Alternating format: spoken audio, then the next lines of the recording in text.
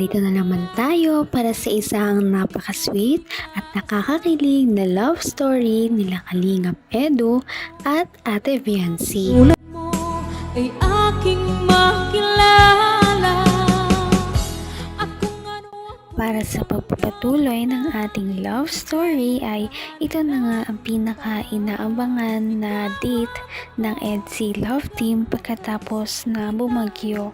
Dahil noong nakaraang video nga natin ay talaga namang nakakalungkot ang sinapit ng pamilya ni Ate Viancy dahil nasira ang kanilang bahay at tatanggal ang kanilang mga bubong gawa ng bagyo. Kaya naman pumunta si Kalingap Edu para pagaanin ang loob ni Ate Viancy.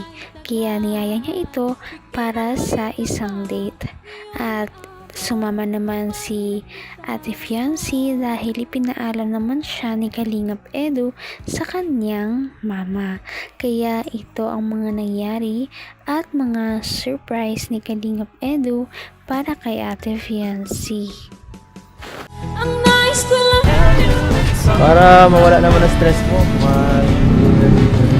Can I get a chance to let you know you're my heart's desire, and I love you so. Stay right here, or will you run away? wow, ganda dito ah. First time ko dito. Dinadaanan natin to. Araw-araw dinadaanan. Boss, gandang araw po. Shoutout po. Team Kalingap. Shoutout po. Team Kalingap. May swimming pool pa bro. Pwede mag-swimming dyan kuya? Alam po. Ang ganda dito. Dito na lang tayo. Dito na lang tayo mag-date. Pahinga ka muna.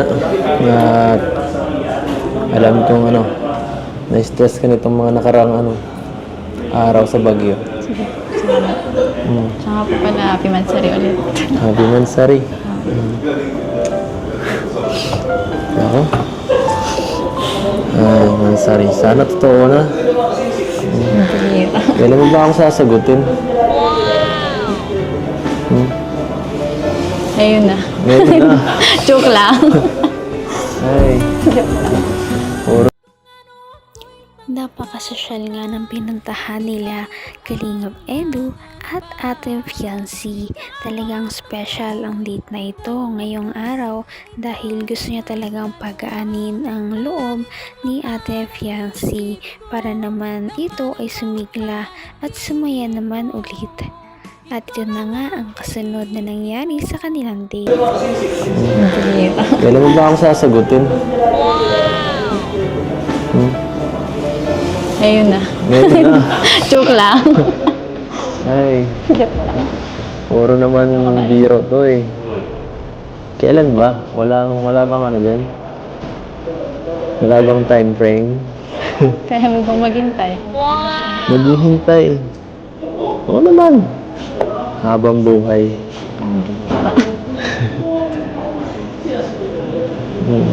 Wala ka nang tiwala sa akin? Okay.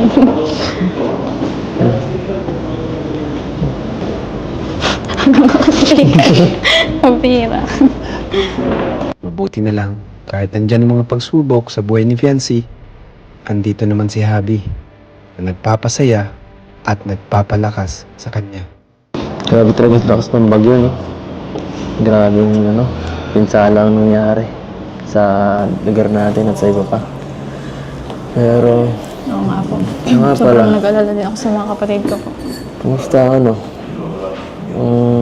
kumusta kayo sa, Okay naman. Mabuti po at hindi man po pinasok ko yung po baga namin. Yung bahay ng Kung dati po, grabe po yung kahit po yung tubig dagat na po kami naglilinis.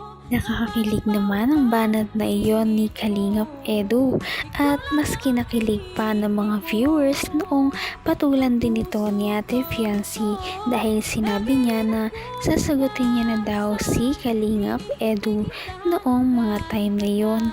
Ngunit syempre sila ay nagbibiroan lamang. Ngunit kahit biro lang ito ay talagang kinilig ang mga viewers. Ako. Kami. Para sa... May pamilya rin naman po kayong dapat asikasuhin. Pamilya. Pamilya ka na namin. Sakit. Kaya mo. Pag natapos yung bahay nyo, sigurado, hindi nyo na mararanasan yun. Kasi magandang, matibay yun. Kaya nga po, Safe na kayo dun. salamat. Hindi na ako mag-aalala. Thank you din po sa mga nag-sponsor kasi yan. Malapit-lapit na rin po mga ano dito. Grabe Thank talaga.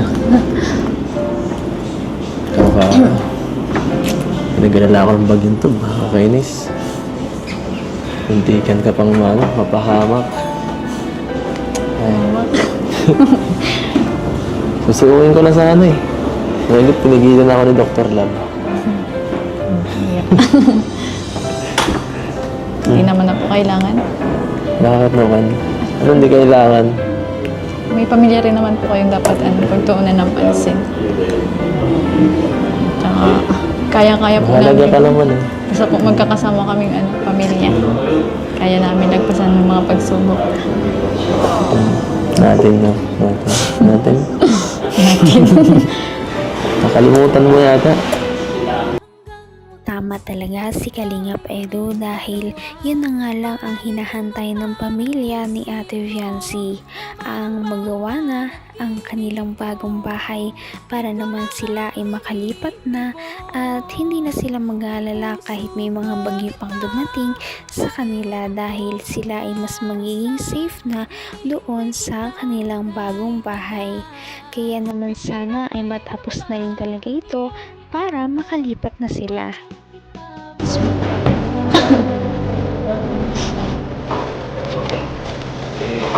Ay, grabe na.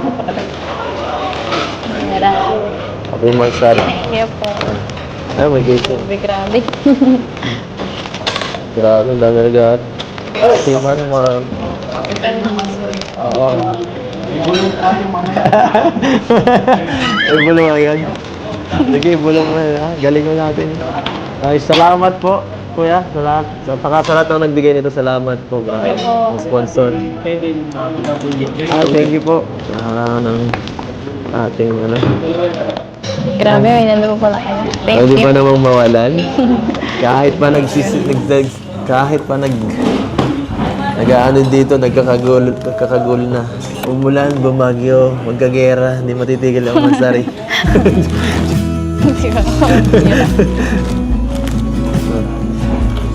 Happy na ang bet. Happy na ang baby. Gusto mo bang tingnan ang mga laman nito? Mamaya na lang po. Kain na po muna tayo. Sige. Para alam na ng chat mo dyan. Gutom ka na yata eh. Kanina ka pa. Namamayat ka na talaga. Kaya thank you. Nakita ko na talaga ang ano mo. Buto mo sa leeg. Sobra talaga ang pagpapahalaga ni Kalingap Edu kay Ate Fiancy at sa kanilang relasyong dalawa kahit hindi pa man din sila mag-on. At ganoon na rin naman ang kanilang mga supporters na todo support sa kanilang bawat monthsary at napakarami talaga nilang mga handa at mga in-sponsor kay Kalingap Edu para kay Ate Fiancy. Napaka-sweet talaga nila at napakabait ng tambalang ito kaya maraming sumusuporta. Kaya naman sana ipatuloy natin silang suportahan at mahalin si Fiancy, si Kalingap Edu at ang Kalingap team. Yun lamang at maraming salamat sa panonood. Abangan natin kung magkakatuluyan ba talaga si Kalingap Edu at Fiancy. Hanggang sa muli! Bye! Ngayon'y abot